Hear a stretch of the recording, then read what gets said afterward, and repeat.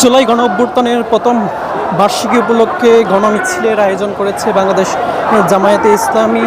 সকাল 10টায় কিন্তু আমরা দেখেছি যে আসলে এই বাংলাদেশ জামায়াতে ইসলামী ঢাকা মহানগরী উত্তরের যে গণমিছিল সেটি কিন্তু আসলে মহাখালীর কলেরা হাসপাতালের সামনে প্রাথমিক যে সমাবেশ সেটি কিন্তু সমাবেশ শুরু করে। তার পরপরই কিন্তু আমরা দেখেছি একটি ঘন মিছিল কিন্তু তারা বের করেছেন। আপনাদেরকে যদি জানিয়ে রাখি যে আসলে জুলাই গণঅভ্যুত্থানের প্রথম বার্ষিকী উপলক্ষে কিন্তু বাংলাদেশ জামায়াত ইসলামীর এই পূর্ব ঘোষিত গণমিছিলটি কিন্তু কিছুক্ষণ আগেই কিন্তু আমরা দেখেছি শুরু করেছেন। সেখানে কিন্তু প্রধান অতিথি হিসেবে কিন্তু যুক্ত হয়েছেন বাংলাদেশ জামায়াত ইসলামীর নায়েবে আমির ডাক্তার সৈয়দ আবদুল্লাহ মোহাম্মদ তাহের।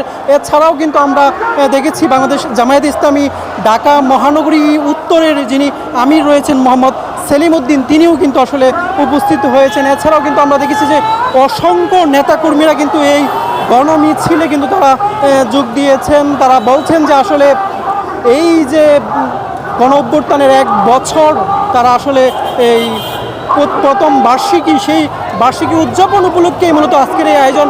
তারা বলছেন বিচার সংস্কার ছাড়া এই বাংলাদেশে কোনো নির্বাচন তারা মেনে নেবে না। এছাড়াও আমরা দেখেছি বিভিন্ন প্লে কার্ড তারা কিন্তু নিয়ে এসেছেন। বিভিন্ন প্লে কার্ডের মাধ্যমে কিন্তু তারা বিভিন্ন দাবি কিন্তু জানাচ্ছেন। তারা বলছেন যে আসলে নির্বাচনের আগে যদি আসলে যে সংস্কারের কথা বলা হয়েছে সেই মৌলিক সংস্কার যদি না হয় তাহলে তারা আসলে এই যে নির্বাচন সেই প্রহসনের নির্বাচন মেনে নেবে না। এছাড়াও কিন্তু আমরা দেখেছি যে আসলে এই যে গণমিছিল শুরু হওয়ার আগে যে তারা যে সংক্ষিপ্ত সমাবেশের আয়োজন করেছিল সেই সংক্ষিপ্ত সমাবেশে কিন্তু আমরা দেখেছি বাংলাদেশ জামায়াত ইসলামী ঢাকা মহানগরী উত্তরের যিনি আমির রয়েছেন মোহাম্মদ সেলিম উদ্দিন, তিনি কিন্তু বলেছেন যারা চাঁদা না দেওয়ার জন্য আসলে পাথর নিক্ষেপ করে হত্যা করতে পারে তারা আগামীতে ভোট না দিলে তারা গলা কেটে হত্যা করবেন, এমন অভিযোগও কিন্তু আমরা দেখেছি।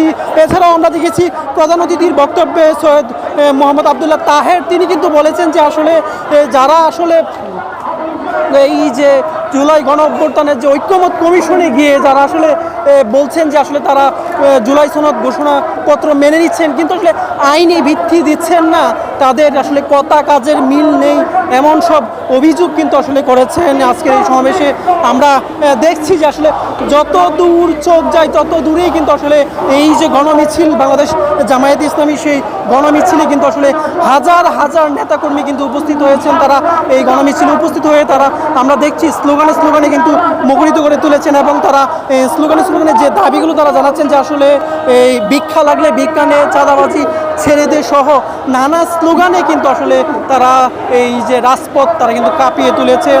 আমরা দেখছি যে আসলে বাংলাদেশ জামায়াত ইসলামীর যে গণমিছিল সেটি কিন্তু আসলে এই যে ঢাকা মহানগরী উত্তরের আয়োজনে কিন্তু আসলে চলছে।